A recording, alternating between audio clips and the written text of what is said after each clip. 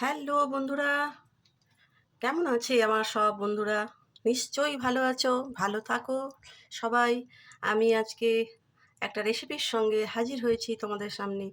তো আজকে আমি কি করে দেখাবো? আজকে দেখাবো পনির ভাপা।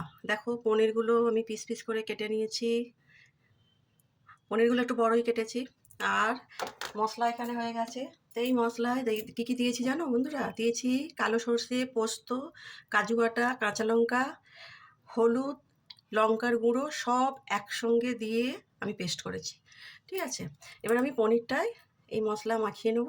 নিয়ে তোমাদের দেখাচ্ছি আমি পনির ভাপা, একদম সাধারণ রান্না, কোনো ঝামেলা ছাড়াই কিভাবে পনির ভাপা করছি। তো আমি জল তো বসিয়ে নিয়েছি, ফুটতে দিয়ে দিয়েছি জলটা কড়াতে। পনিরগুলো আমি এতে সব তুলে নিচ্ছি।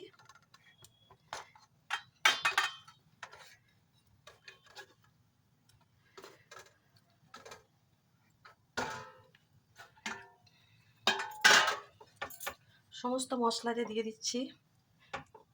যেভাবে চিংড়ি মাছ ভাপা বা ইলিশ ভাপা সমস্ত কিছু আমরা করি, একদম সেইভাবে। আর দিচ্ছি নুন, পরিমাণ মতো নুন। আর বন্ধুরা, এতে আমি পনির যেহেতু নিরামিষ, আমি এতে সাদা তেল ব্যবহার করব। চিংড়ি মাছ হলে সর্ষের তেল ব্যবহার করি, সাদা তেলটা একটু বেশি ব্যবহার করলাম। তো এবার আমি এটা হাতে করে মাখাবো।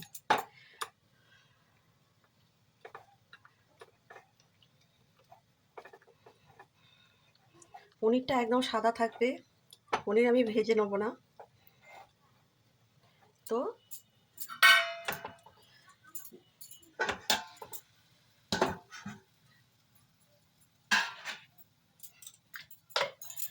মাখা হয়ে গেছে পনিরটাই, দেখো হাতে করে মেখে নিয়েছি।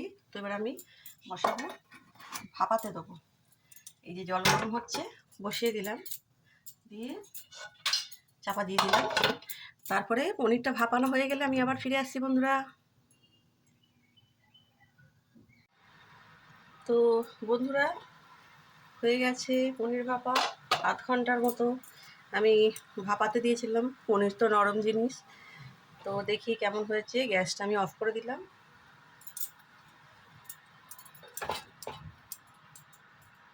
তো এবার আমি দেখবো পনিরটা, আমি তোমাদের ঢেলে দেখাবো কেমন হয়েছে।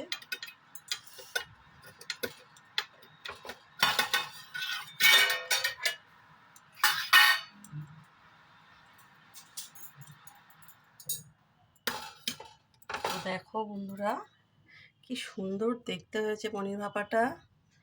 তো আমি তোমাদের কাঁচের বাটিতে ঢেলে দেখাচ্ছি।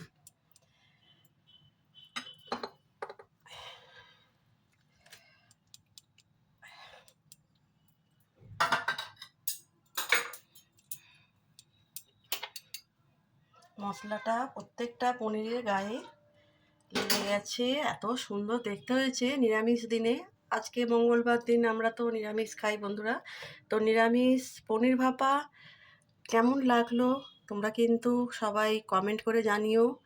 আর হ্যাপি লাইফ সোমা 2.0 এই চ্যানেলটাকে তোমরা সবাই সাবস্ক্রাইব করে দিও। দেখো বন্ধুরা, আবার নতুন একটা রেসিপির সাথে তোমাদের সাথে দেখা হবে। টাটা।